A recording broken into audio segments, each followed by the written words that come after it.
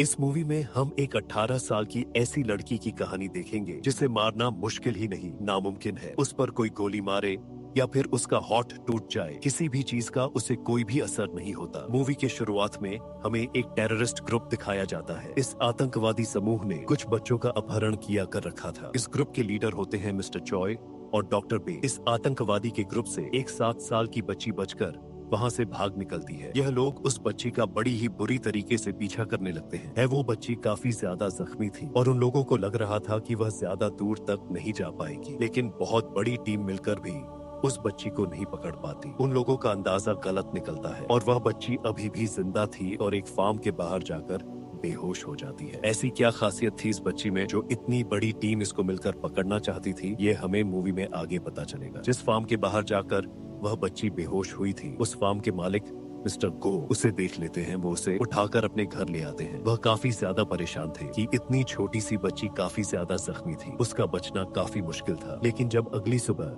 Doctor उसे देखने के लिए आते हैं तो डॉक्टर मिस्टर गो को बताते हैं कि वह लड़की बिल्कुल ठीक है, उसकी चोट ज्यादा सीरियस नहीं है और वह काफी जल्दी ही ठीक हो जाएगी। यह बात सुनकर मिस्टर गो और मिसेस गो काफी ज्यादा चौक है, क्योंकि मिस्टर गो को जब वह बच्ची बेहोश पड़ी हुई मिली थी तो उसकी कंडीशन काफी ज्यादा खराब थी और उन्हें नहीं लग रहा था कि वह जिंदा बच पाएगी। अब यहाँ से सीन शिफ्ट होता है सीधा 10 साल बाद। हमें 10 साल बाद का सीन दिखाया जाता है। यहाँ हम एक लड़की को देखते हैं जिसका नाम जाय होता है। जायन काफी ज्यादा शरारती लड़की थी। वो एक दुकान से बिना बताए वहाँ की बोरियां चुरा लेती है और उन बोरियों को चुरा कर वहाँ से चली जाती है। जयन का नेचर काफी ज्यादा फनी था। वो काफी ज्यादा शरारती लड़की थी। जायन इतनी शरारती थी कि वो कम उम्र में ही बिना ड्राइविंग लाइसेंस के ड्राइविंग करती है। वह अपनी गाड़ी को लेकर जंगलों के बीच एक फार्म हाउस पर पहुंचती है जहां हम मिस्टर गो को देख सकते हैं। अब मिस्टर गो को देखने के बाद हमें यहाँ पता चलता है यह वही लड़की है जो मिस्टर गो को 10 साल पहले मिली थी। मिस्टर गो ने उसे अडॉप्ट कर लिया था और उसका नाम जायोन रख दिया। जायोन मिस्टर गो और मिसेस गो से अपने रियल पेरेंट्स की तरह ही प्यार करती थी। वह उनका काफी ख्याल रखा करती थी। जायन काफी शरारती थी, लेकिन फिर भी वह अपने फादर की फार्म, वह अपनी मॉम की काफी मदद किया करती थी। मिसेस गो का भी काफी ख्याल रखा करती थी, क्योंकि मिसेस गो को अल्जाइमर नाम की एक डिजीज थी। इस बीमारी के अंदर इंसान पुरानी बातों को भूलने लगता है, उसे कुछ भी बात याद नहीं आती। आसान भाषा में वह पागल होने लगता है। लेकिन इन लोगों की फाइनेंशियल कंडीशन इतनी अच्छी नहीं थी कि वह मिसेस गो का एक अच्छे डॉक्टर से इलाज करा सके। साथ ही में जायन को भी माइग्रेन के दौरे पड़ा करते थे। अक्सर उसे अपनी 10 साल पुरानी बातें याद आया करती थी। उन बातों को सोचकर उसका सिर फटने लगता था और उसे माइग्रेन का दौरा पड़ने लगता था। जायन अपनी फ्रेंड के साथ स्कूल जा रही होती है, जहां उसकी फ्रेंड उसे एक सिंगिंग कंपटीशन के बारे में बताती है, जिस प्रतियोगिता में जीतने वाले को 30 लाख प्राइज मनी मिलने वाला था। ये बात सुनकर जायन सोचती है अगर वह उस कंपटीशन को जीत गई तो अपने माइग्रेन का भी इलाज करवा सकती है और अपनी मॉम के अल्जाइमर का भी इलाज करवा सकती है। अब जायन सिंगिंग प्रतियोगिता में भाग ले लेती है, जहां पहले उसका इंटरव्यू किया जाता है। इंटरव्यू में जायन पास हो जाती है और उसे सिंगिंग प्रतियोगिता के लिए चुन लिया जाता है। स्टेज पर जायन परफॉर्म करती है और काफी अच्छा गाना गाती है। गाना खत्म करने के बाद में वह एक मैजिक ट्रिक भी करके दिखाती है। वह अपने माइक को हवा में उड़ा देती है। देखकर सभी जज काफी खुश होते हैं और जज को आगे के लिए सिलेक्ट कर लिया जाता है। जायन के पेरेंट्स उसकी परफॉर्मेंस को देखकर काफी खुश होते हैं और वह उस पर काफी नाज़ुज़ कर रहे थे। लेकिन जब वह उसकी लास्ट में मैजिक ट्रिक देखते हैं जिसमें उसने एक माइक को उड़ा दिया था, यह बात देखकर वह काफी ज्यादा हैरान हो जाते हैं। तभी जायन की माँ मुझसे बोलती है अगर तुम दुनिया के सामने अपनी शक्तियों को दिखाने लगोगी तो गड़बड़ हो जाएगी। जॉय के पेरेंट्स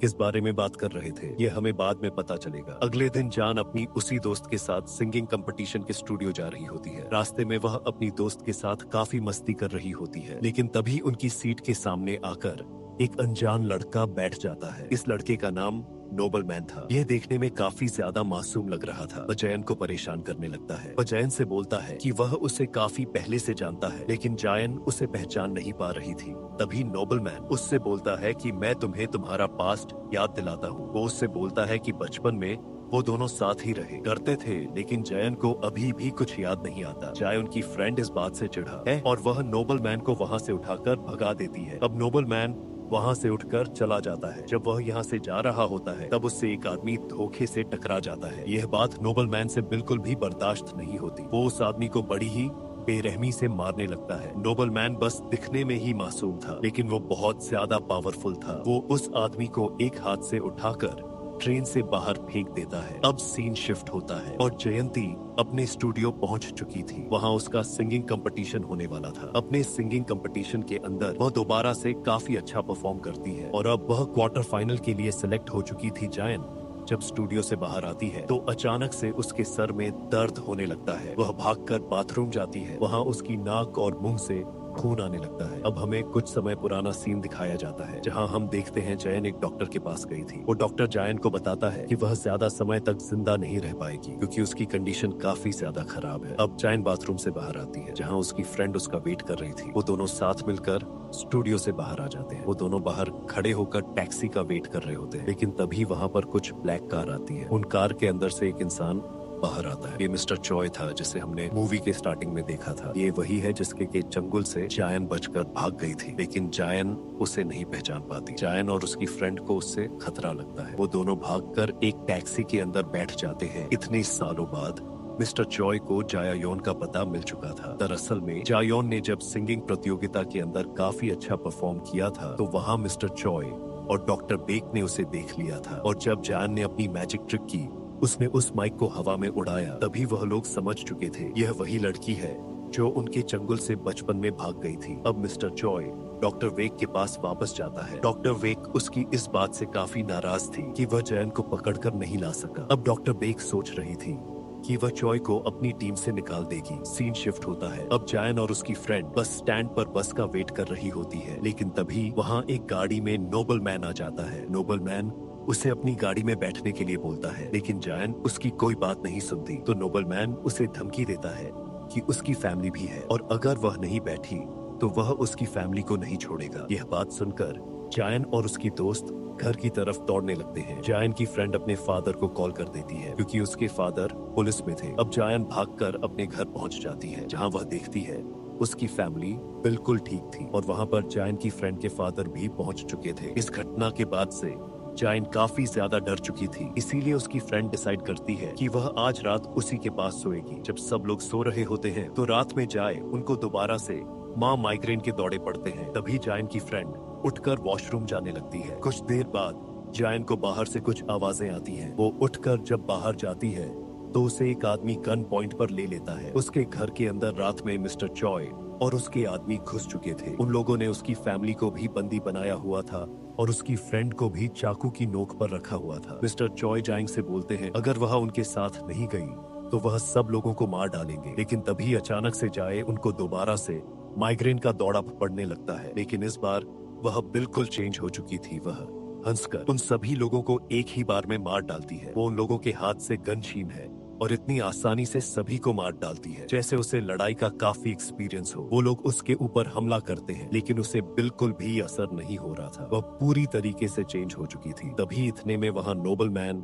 और एक लड़की पहुंच जाते हैं। नोबलमैन जायंग से बोलता है कि तुम अलग हो और यह बात मैंने तुम्हें समझाने की कोशिश की थी, लेकिन अब जायन दोबारा से कुछ भूल जाती है। उसे समझ नहीं आ रहा था कि उसने इतने सारे लोगों को कैसे मार डाला। नोबलमैन उसे बताता है उसके पास सुपर नेचुरल पावर्स है और उसे मारना इतना आसान नहीं है। लेकिन जायन को अपनी सुपर नेचुरल पावर्स के बारे में कुछ भी नहीं पता था और अभी भी उसे अपने पास्ट का कुछ भी याद नहीं था। नोबलमैन उससे बोलता है अगर जायन उनके साथ जाने को नहीं मानेगी तो वो उसकी फैमिली को मार डालेंगे और अगर वो उनके साथ जाने के लिए मान जाती है तो उसकी पुरानी याददाश्त भी वापस आ जाएगी और वो लोग उसे बता देंगे कि उसके पास सुपर नेचुरल पावर्स कहाँ से आई। जायन अपनी फैमिली की खातिर मान जाती है और वह उन लोगों के साथ कार में बैठकर वहाँ से चली जाती है। वो लोग उसे एक काफी पुरानी लैब में लेकर जाते हैं। वहाँ उसका सामना होता है डॉक्टर बेक से। डॉक्टर बेक उसे देखकर काफी खुश होती है और वह उससे बोलती है कि आखिरकार मैंने तुम्हें पकड़ लिया। डॉक्टर बेक जायन को एक सील्ड रूम के अंदर बंद कर देती है और बाहर से वह उस पर नजर रखे हुई थी। जायन को एक स्पेशल चेयर के ऊपर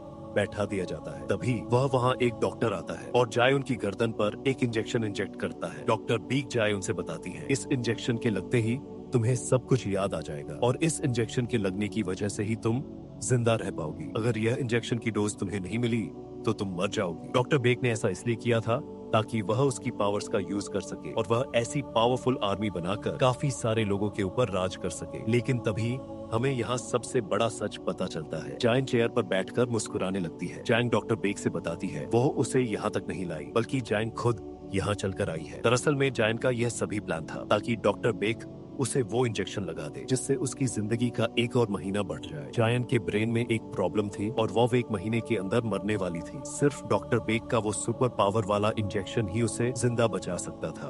अब क्योंकि डॉक्टर बेक ने उसके इंजेक्शन लगा दिया तो जायन की जिंदगी का एक और महीना बढ़ गया है। जायन अपनी चेयर से उठती है और वहाँ के डॉक्टर डॉटर को एक ही हिट में मार डालती है। दरअसल में जायन एक विच थी और इसी वजह से डॉक्टर बेक और उसकी टीम बचपन में उसे पकड़ना चाहती थी। उसके पास सुपर नेचुरल पावर्स थी जिसकी वजह से वह काफी सारी चीजों को हवा में उड़ा सकती थी और उसके पास बहुत सारी पावर्स थी। इसी वजह से डॉक्टर बी की टीम उसके पीछे लगी हुई थी। लेकिन 10 साल पहले जायन उनके जंगल से बचकर भाग गई और एक फार्म के बाहर जाकर बेहोश हो गई, जहां मिस्टर और मिसेस गो ने उसे अडॉप्ट कर लिया और उसे अपनी बच्ची की तरह पालना शुरू किया। उनको बचपन से ही सारी बातें याद थी, बस वह अनजान बनकर रहती थी। सिंगिंग कंपटीशन में जाना उसका एक प्लान था ताकि वह सिंगिंग कंपटीशन के अंदर माइक को उड़ाकर जादू कर सके ताकि डॉक्टर बीक की टीम उसे ढूंढ ले और उसके पास तक ले जाए, जिसके बाद डॉक्टर बीक उसे इंजेक्शन लगा दे और उसकी जिंदगी का एक और महीना बढ़ जाए। यह सभी जायन का प्लान था। अब जायन का एम था ऐसे ही काफी सारे इंजेक्शंस को हासिल करना, जिसकी वजह से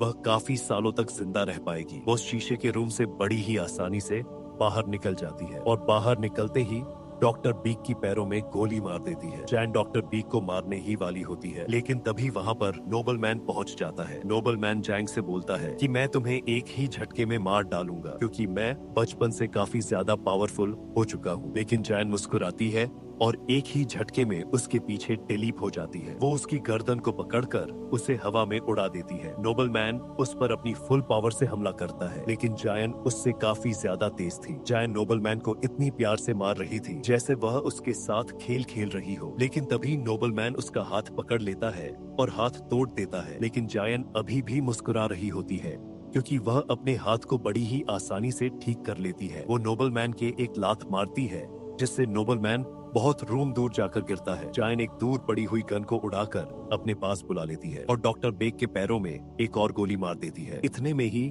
वहाँ पर मिस्टर चोय पहुँच जाता है। उसके साथ उसकी पूरी टीम थी। डॉक्टर बेक को लग रहा था कि वह उसकी मदद करने के लिए ले आए हैं, लेकिन वो तो उल्टा डॉक्टर बेक के आदमियों को मारने लगते हैं क्योंकि डॉक्टर बेक चोय के साथ गद्दारी कर रही थी। वो उसे अपनी टीम से निकालने का प्लान बना रही थी, इसीलिए चोय डॉक्टर बेक को शूट कर देता है। अब वो जायन को मारने के लिए आगे बढ़ता है, लेकिन जायन उसे और उसकी टीम को बड़ी ही आसानी से मार डालती है। अब सिर्फ नोबल मैन ही जिंदा बचा था। चायो नोबल मैन को मारने से पहले उस लैब का नाम पूछती है जिस लैब के अंदर उसे ऐसे और भी इंजेक्शन मिलेंगे ताकि वो उन इंजेक्शंस के सहारे जिंदा रह सके। नोबल मैन उसे बता देता है और वह नोबल मैन को मार डालती है। जायन के पास अभी भी एक इंजेक्शन बाकी था। वह अपनी फैमिली के पास वापस पहुंच जाती है जहां उसकी मदर हॉस्पिटल में थी। उसकी मदर मरने ही वाली होती है, लेकिन तभी वह अपनी डोज का इंजेक्शन अपनी मॉम के लगा देती है। दरअसल में वो इंजेक्शन किसी भी बीमारी को बड़ी ही आसानी से ठीक कर सकता था। यहाँ हमें एक और सच्चाई पता चलती है। मिस्टर गो को जायो के बारे में शुरू से ही सब पता था। जिस रात वो उनके फार्म के बाहर उन्हें बेहोश पड़ी हुई मिली थी, वो उसी वक्त समझ गए थे कि ये एक विच है, क्योंकि जायंग के उनके घर में आते ही